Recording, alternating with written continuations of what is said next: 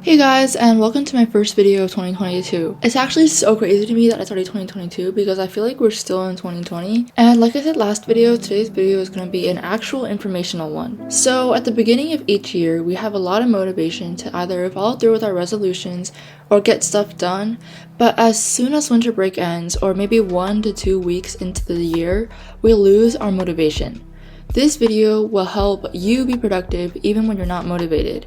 Anyway, let's get straight into the video. The first method that I've used is to tell myself that I can't do something until I finish the work that I need to do. So, for example, most people right now are really attached to their phones, including me, so I tell myself that I can't do something entertaining on my phone, such as scrolling through TikTok or watching YouTube, until I finish my work. The format that I use for this is I can't do blank until I blank. The second method works best if you're struggling with procrastination. Just tell yourself that you don't have to do something, but if you don't do it, you'll have to do a 7-minute workout or something that you dread but isn't really that hard. After you finish that task, you'll be in the flow of things and it'll be much easier to start doing whatever task you need to do. Okay, the next method I've used is to break down my tasks into such small pieces that it would be embarrassing not to do them. So this mainly applies to the smaller tasks in general. So for example, emptying the trash or putting away your laundry. Even if the task was originally pretty easy, I sometimes still am too lazy to actually do it. So for things like filling up my water bottle, step 1 is to pick up my empty water bottle, step 2 is to stand up, and so on. This method works especially well because of how embarrassing it would be if you were too lazy to pick up an empty water bottle. This method actually kind of goes hand in hand with coaching yourself. So basically you pretend that you're a coach or instructor coaching yourself, and what you do is say, okay, and then your name, do this, and then do that. And eventually, through telling or coaching yourself to do these small steps, you'll get your task done. Something that you should keep in mind while trying to start to get work done is to remember that starting is the hardest part of doing work. So once I start a routine or a habit, I find that it's really easy to follow through, but the moment I stop, it's immediately too hard to start again.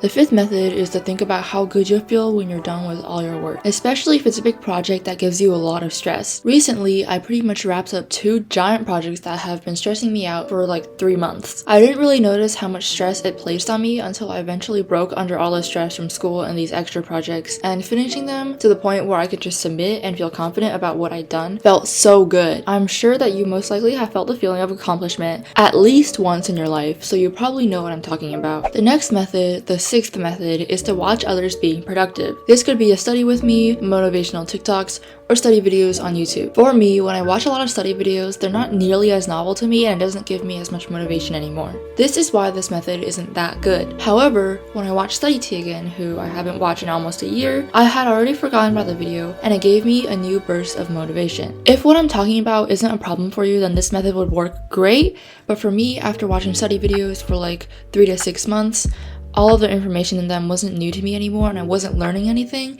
so it kind of just got boring. Okay, we're almost done here. The 7th method is to clean your room. When your room is clean, there is less on your mind, which helps you get work done and eliminates distractions. My room usually reflects how I feel, so if it's really messy, you can definitely tell that I'm stressed. Having my room a mess usually adds on to that stress, which in turn makes my room even messier. So when I eventually decide to clean out my room, it kind of gives me a fresh start where I can be more mentally and physically organized, and this is why this method helps me so much. The next method is, if an idea comes to your mind, then force yourself to start doing it within the first 5 seconds, because as I said before, starting is harder than continuing through with the action. So if you're not doing anything and you remember that you need to work on something such as an essay or a project, go work on it instead of doing nothing. And finally, the 9th method is to turn on Forest or a focusing app, timer, or something else similar to that. Originally, when I got Forest, I didn't expect it to work at all, but using it made me realize how beneficial it really is. If you don't want to spend money on an app like Forest, Flora is always a good alternative. Basically, what Forest and Flora do, if you aren't aware yet, is it makes it so you can't leave the app without killing your tree. And of course, you don't want to kill your tree, so you'll have to do work during that time instead. That's going to be it for this video. If you enjoyed, make sure to like and subscribe to my channel with post notifications so you never miss another video.